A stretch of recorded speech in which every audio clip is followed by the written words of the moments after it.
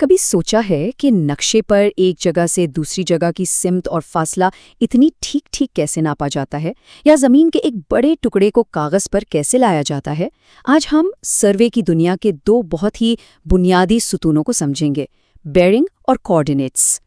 تو آج کا ہمارا سفر کچھ یوں ہوگا۔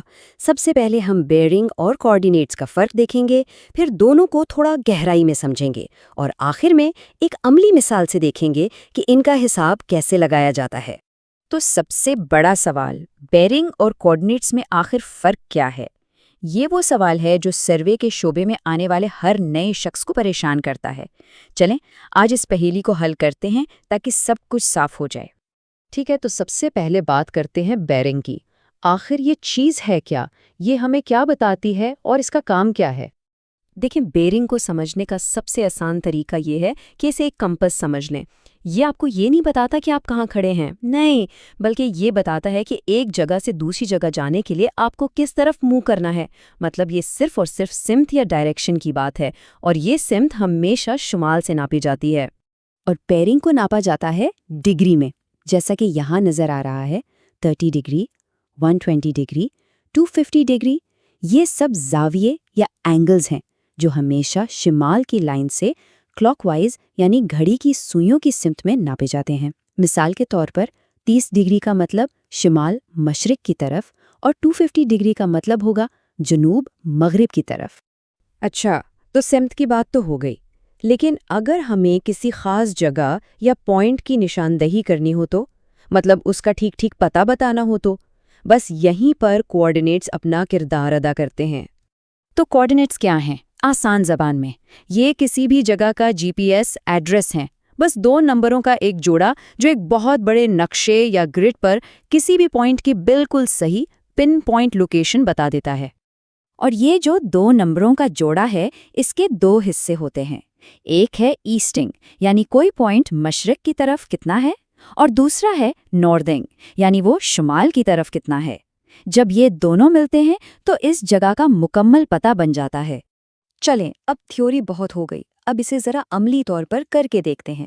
فرض کریں کہ ہمارے پاس دو الگ الگ جگہوں کے کوآرڈینیٹس موجود ہیں، تو سوال یہ ہے کہ ہم ان کے بیچ ایسٹنگ اور نارتھنگ کا فرق کیسے نکالیں گے؟ تو یہ رہی ہماری مثال۔ ہمارے پاس دو پوائنٹس ہیں، اے اور بی، اور دونوں کی ایسٹنگ اور ناردرن کوآرڈینیٹس دیے گئے ہیں۔ ہمارا کام کیا ہے؟ ہمیں ان کے درمیان ایسٹنگ اور ناردرن کا فرق معلوم کرنا ہے۔ اور یہ حساب بہت ہی سیدھا سادہ ہے۔ ہمیں بس کرنا یہ ہے کہ پہلے دونوں پوائنٹس کی ایسٹنگ ویلیوز کو ایک دوسرے سے مائنس کرنا ہے، اور پھر بالکل یہی کام نارتھنگ ویلیوز کے ساتھ کرنا ہے۔ تو سب سے پہلے ایسٹنگ کا فرق نکالتے ہیں۔ ہم پوائنٹ بی کی ایسٹنگ جو کہ 650 ہے، اس میں سے پوائنٹ اے کی ایسٹنگ یعنی 500 کو مائنس کر دیں گے۔ اور جواب کیا آیا؟ 150۔ اس کا سیدھا سا مطلب یہ ہے کہ پوائنٹ بی پوائنٹ اے کے مقابلے میں 150 یونٹس زیادہ مشرق کی طرف ہے۔ ٹھیک ہے، اب باری ہے نارتھنگ کی۔ بالکل وہی طریقہ، ہم 1200 میں سے 1000 کو مائنس کریں گے۔ تو نارتھنگ کا فرق آ گیا 200، یعنی پوائنٹ بی پوائنٹ اے سے 200 یونٹ شمال کی طرف ہے۔ بس اتنا ہی آسان ہے۔ تو اب ہمارے پاس یہ دو نمبر آ گئے ہیں، 150 اور 200۔ ٹھیک ہے، حساب تو ہو گیا، لیکن اصل سوال اب آتا ہے کہ ان دو نمبروں 150 اور 200 کا آخر فائدہ کیا ہے؟ یہ سروے میں اتنے اہم کیوں ہیں؟ دیکھیں، یہ جو چھوٹا سا حساب ہم نے کیا ہے، یہ اصل میں ٹریورس سروے جیسی بڑی تکنیک کی بنیاد ہے۔ ٹریورس سروے میں کیا ہوتا ہے؟ سرویئر ایک پوائنٹ سے دوسرے، پھر دوسرے سے تیسرے تک جاتے ہوئے پیمائش کرتے ہیں اور ایک پورا نیٹ ورک بنا لیتے ہیں، بالکل ویسے ہی جیسے ہم بچپن میں نقطے جوڑ کر تصویر بناتے تھے۔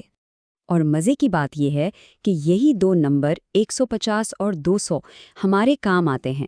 انہی کو استعمال کر کے ہم ریاضی کے مشہور پائتھاگورین تھیورم سے پوائنٹ اے اور بی کے بیچ کا سیدھا فاصلہ بھی نکال سکتے ہیں، اور صرف یہی نہیں بلکہ ان کے درمیان کا اصل بیئرنگ بھی دوبارہ کیلکولیٹ کر سکتے ہیں۔